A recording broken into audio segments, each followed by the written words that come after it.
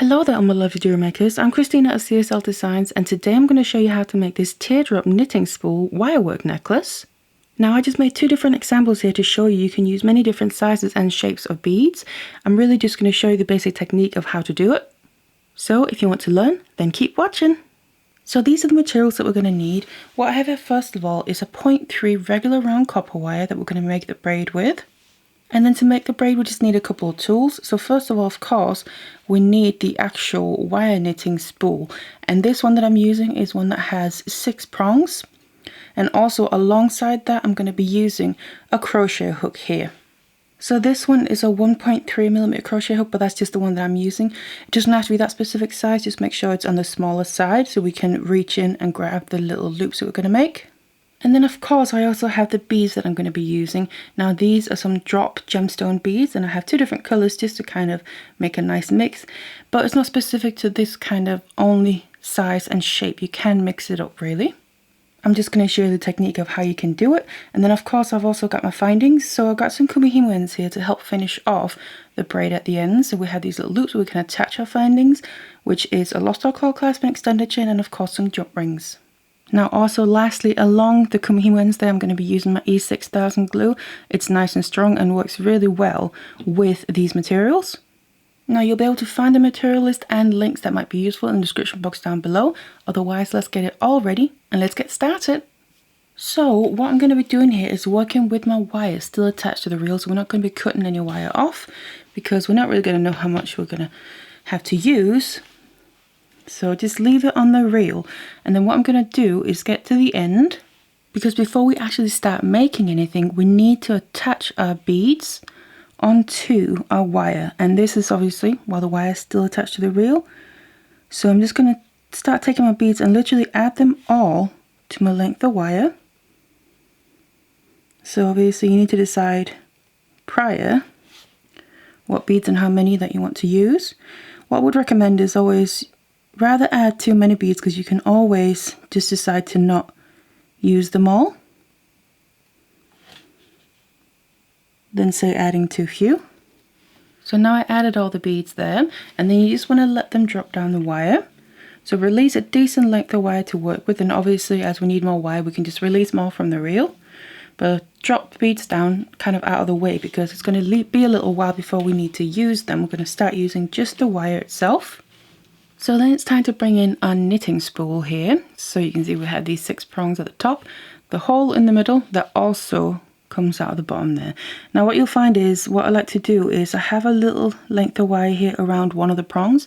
I just like to do that and use it as a marker to know that this is where I start a new round, because we need to go around and around.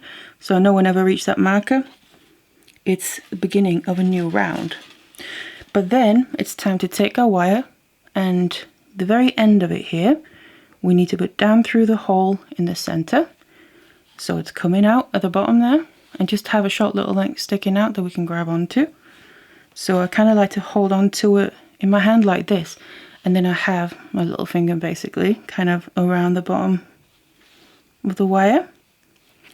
And then we need to first of all really attach the wire to our prongs before we kind of start the technique itself. So like I said, I have that little marker, so that means I'm just going to start with that prong, so I know it's the beginning of my first round.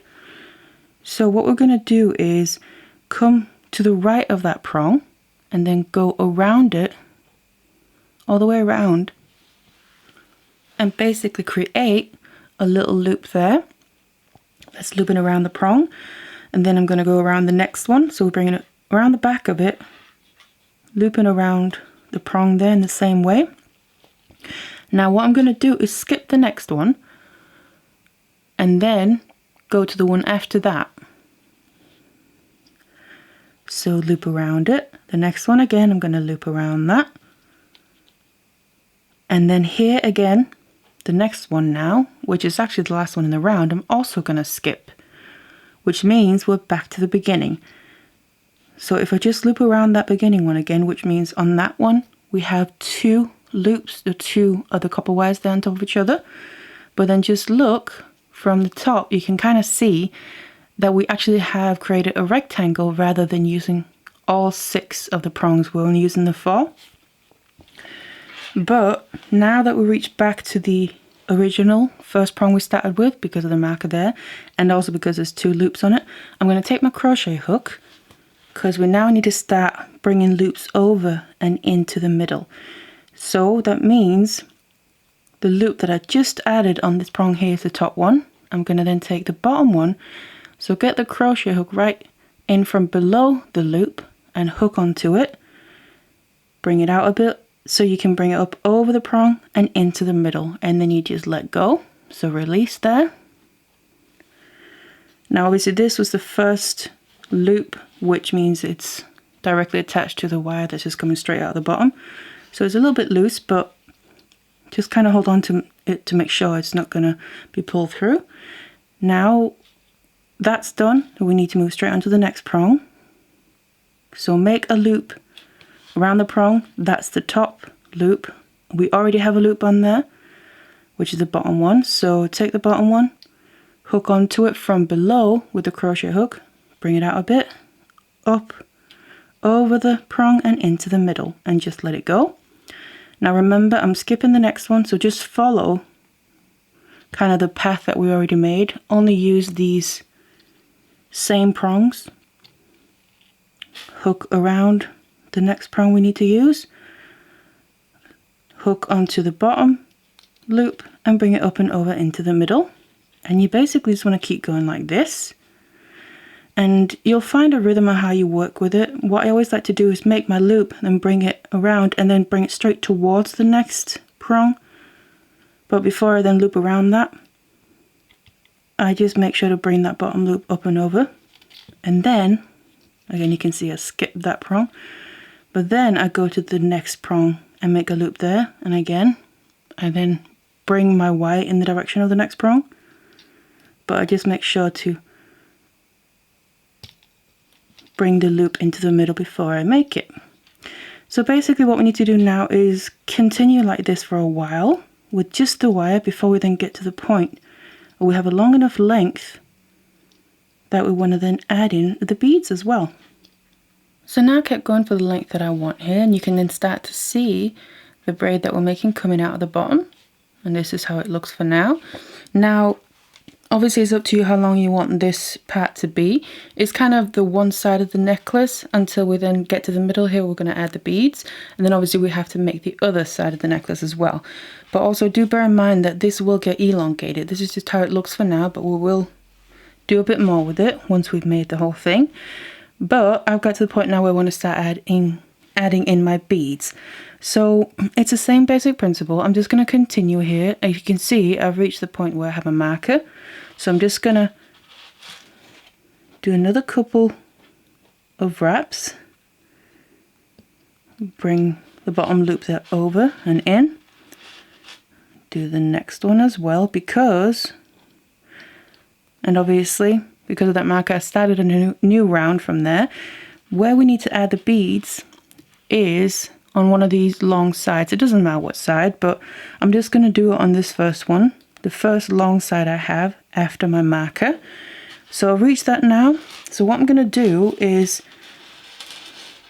we already added the beads, so I'm going to get to my very first one, and we need to just let it literally drop down here into the very middle of the spool, and just let it hang out there for now. Make sure it goes in between the previous prong that we just worked with and then the prong that we're going to wrap around now. So that traps the bead in place there between the two on that length of wire. And then otherwise, just going to continue up and over, and I'm only adding one bead here on this round.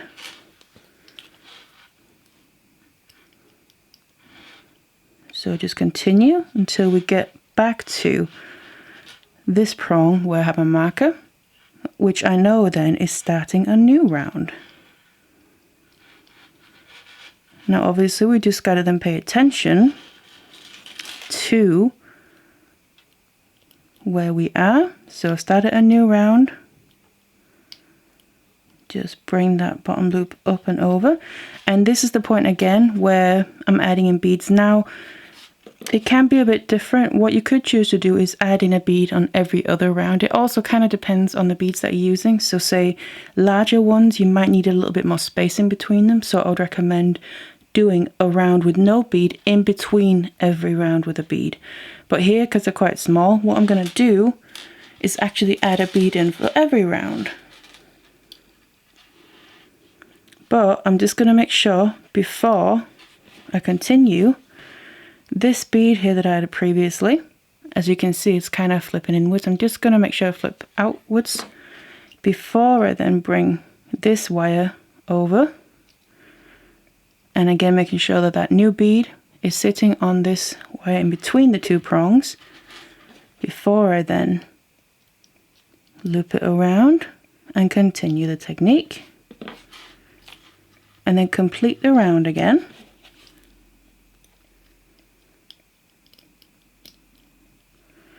Looping that bottom one in and over. And then again, I've reached the marker there. Now also, along the way, and I also did this before adding beads in, make sure that I'm then gently pulling on this bottom part a bit. Obviously in the beginning we can just reach that length of wire itself, but it just helps pull all the loops on the prongs down and kind of just pulls the braid nicely down through the actual tool itself, so it doesn't get too bunched up here. But otherwise we just continue same fashion, starting a new round, which means that when I reach that long side, in this case here, I know I need to add in a bead. Obviously if you want to do space in between them, just keep that in mind. Do a round in between with no bead added. Just make sure I'm gonna flip this bead outwards as well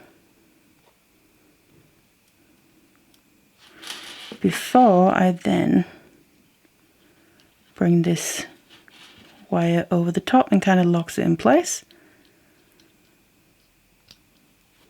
And then just continue.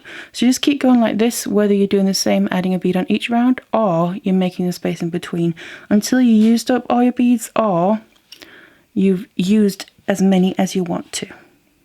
So now I added all my beads here, I have no more left on my length of wire.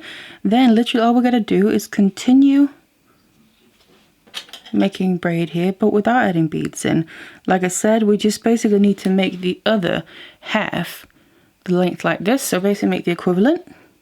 So then just to show you how I kind of like to measure the length of my braid here, when I feel I'm getting towards the end, I'm going to keep checking it. And then obviously, because in this design here we have these beads hanging in the middle, I can use them knowing they're going to be in the middle. So kind of put the ends of the beads there together, and from there I can then bring the first side that I made up next alongside the other one, and I can see that they are pretty much the same length now. So you can keep checking that as you get towards the length, and then stop obviously when we reach the point where they're equal. So that means now that we can just finish off the end here. So we're done using the wire, because obviously we don't need to make any more length of braid. So I can go in and cut off the excess, cut it off the reel, and just leave a bit of a tail here. Get my wire out of the way, and then I'm gonna pick up my crochet hook again, because we just kind of need to lock the end in place. So what I'm going to do is, instead of taking my wire and bringing it around the next prong, I'm going to just release the prong that's, or sorry, the loop rather, that's on that prong. So bring it up and over, keeping my hook through the loop, and then I'm going to grab onto the length of wire there that's coming behind it, and then pull it through the loop. So that's technically just bringing the wire straight through that loop there. And then gonna move to the next prong with the loop on. Just bring that one over the top and into the middle. So release it basically, and then grab onto the wire behind, so the end there, bring it through. And I'm just going around and doing that to all the loops we have on any prongs still, which then also gradually releases the braid here. I think I've only got one left. bring the wire with me, and then just release that last prong and bring the end of the wire back through. And then I can take my tool out of the way here, remove it from the braid from the tool, and then here we have the end. Now what I then just like to do is, obviously it's a little bit open and kind of messy, so I just like to gently start pulling on the end here of the wire to basically tighten it up and close up the end. And then here we have our braid, the whole length with the beads there in the middle. So this is then the view of the braid from the side, but if I turn it, you can see it's wide because of how we made the braid on the knitting spool. So what I want to do is just kind of settle the braid in place. So basically make it more rope-like. So I'm just going to go to one end, and you just want to start gently kind of pushing it together. So you can see we're making it more the same all around.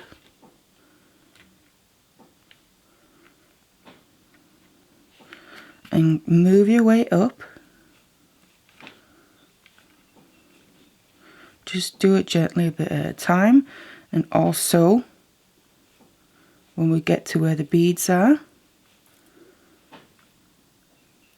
just make sure all the beads are pushing away from the braid rather than getting stuck inside the braid.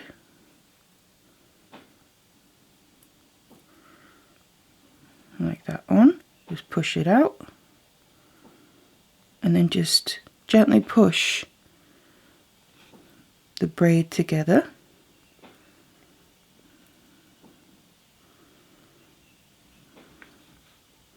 So we end up with a more uniform braid all the way along. You can see if I just turn it to the side, it's far more similar, but obviously we can keep working with it until we're happy with how it looks. And then all we got left to do is finish off the ends here. So it's the same on both. What I'm just going to do first of all, obviously we still have the lengths of wire coming out. I'm just going to kind of deal with that. So you're going to find you kind of have a gap through the braid, obviously multiple gaps, but a natural way to bring the wire through and basically have it wrap around some of these wires at the top. And I'm basically going to keep doing that for a bit. So go through again. So basically just coiling this length several times around some of these wires, just around the top there. Kind of moving a little bit from the one side towards the other. And it doesn't have to be too neat because this is going to be hidden inside of the kumihimo end. So just until you feel like it's secure enough. And then I'm just going to take my wire cutters, cut off the excess, leaving a short little tail, and then I'm just going to use my tweezer nose pliers to tuck that away, just like that. And then we just need to apply our kumihimo end there. You can see it's going to fit just perfectly. And to do that, I'm going to need to use some glue to make it stick. So I just apply that with a toothpick. Just get into the glue there. Have my kumihimo end ready. And then add a decent amount of glue, because we need to, first of all, get this inside the kumihimo end here. Now we do want to kind of fill this up, not 100%, but close to I would say, because obviously the end is going to go inside of it, but there is a lot of air between these wires. So we kind of want to fill it up decently, just not 100%. So I just need to add a little bit more. Make sure to cover the inside walls there as well. And then I also personally like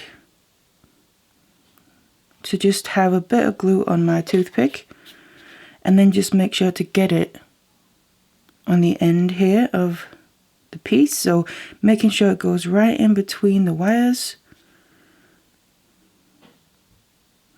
kind of in the nooks and crannies, so that when we put the two pieces together, oops, and obviously let them dry, they're going to adhere really nicely and be a strong bond between the two. And you just want to put the kumihimo end on and then basically let it dry. And then we have our loop there on the kumihimo end. We can attach our findings. And of course, we just need to repeat the same thing on the other end as well. So that's what it looks like with this regular type of teardrop shaped beads. But I did also just want to show you using some different beads, because I did mention you can use different shapes and sizes. So here I've made one with, as you can see, larger shaped beads, but also they are actually flat teardrop shaped. So as you can tell, what happens with these, because they're flat, they actually end up hanging kind of sideways. So what I'm going to do to kind of counteract that, because I want them to face the other way, is literally just, I've completed the braid, so I'm just going to go in and turn them manually once I've finished the braid, so they face with that flat side outward. And obviously that's the effect I want from these specific beads all the way along. So it ends up looking a little something like this. So obviously that's the effect that I wanted to get from these specific beads that are, by the way, some light purple quartzite teardrop shaped, obviously the flat ones, gemstone beads, and they are about 16 by 12 millimeters, so definitely quite a bit larger than the other beads that I was using. But then these are going to hang nicely on the neckline, showing just like this. So that's all you got to do, just manually go in and twist them once you've basically completed the braid. So that's how you make this teardrop knitting spool wirework necklace. And as you can tell from just these two examples, you can really use a wide variety of sizes and shapes of beads. So I really hope you enjoyed this tutorial. Thank you so much for watching it, and I'll see you in the next one.